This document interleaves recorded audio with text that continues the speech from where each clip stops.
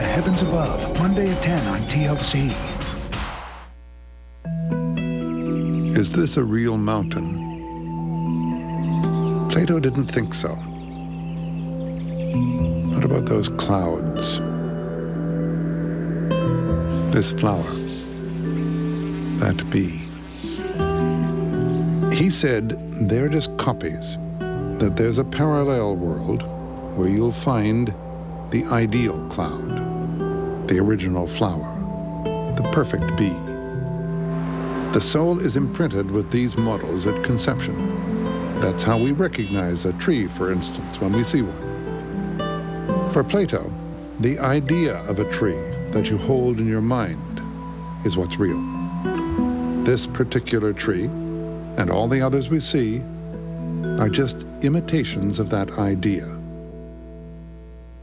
Plato's theory of forms is an effort to explain what's true in an absolute sense. What is it possible to know, really? Answer: what doesn't change. When you learn geometry, you're not learning about chalk circles. You're not learning about circles that are even more perfect than the one I've drawn, if in fact the circle is made of something physical. You're learning about an ideal circle, one that you can't touch, one that you can't even see, because any circle you could see would be a physical circle. And so Plato, wanting to point us to what can't change and is perfect, wants us to consider a circle that can't be seen. What do we see about the 3 yellow and the 2 green? What do we see? Mathematicians proving the existence of invisible circles and abstract equations all deal with ideal forms. But the kind of mental leap Plato was talking about went way beyond math. And that's frustrated philosophers for centuries. On file in that metaphysical heaven were perfect examples of everything in the universe, even qualities like beauty, justice, and goodness. Today, wise men and women say he was looking in the wrong direction. For them, our world, this minute, is as real as it gets. These ideas will always be evolving so long as we are human and so long as consciousness is evolving. You simply can't stop history. You see, everything is changing. Reality is flux.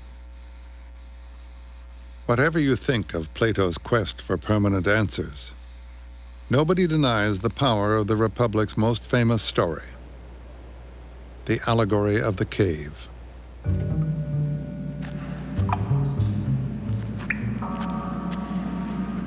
Imagine that this is the only world you've ever known. For as long as you can remember, you've been chained here, in this cave, watching the shadows dance on the wall in front of you.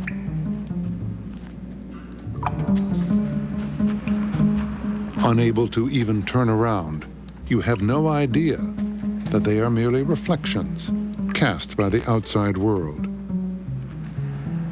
You believe they are all there is to life. This is your reality. Then one day, a prisoner breaks loose.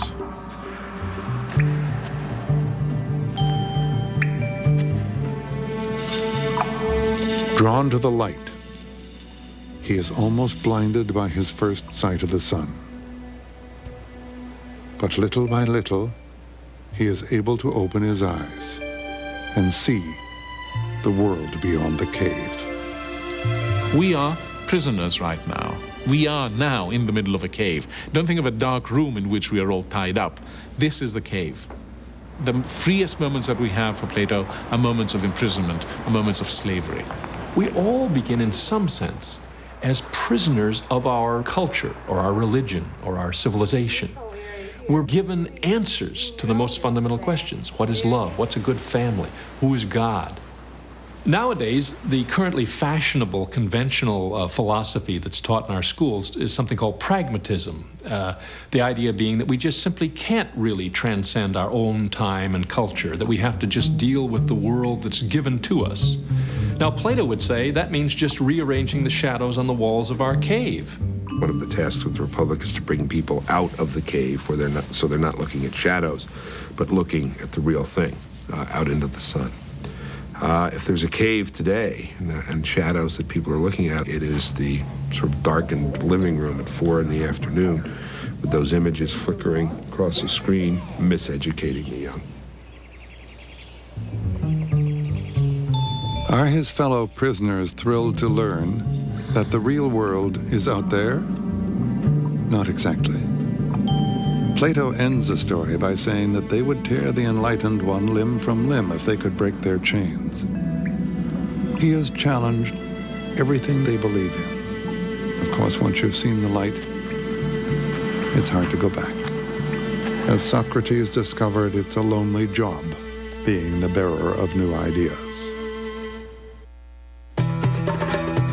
It is 180 degrees.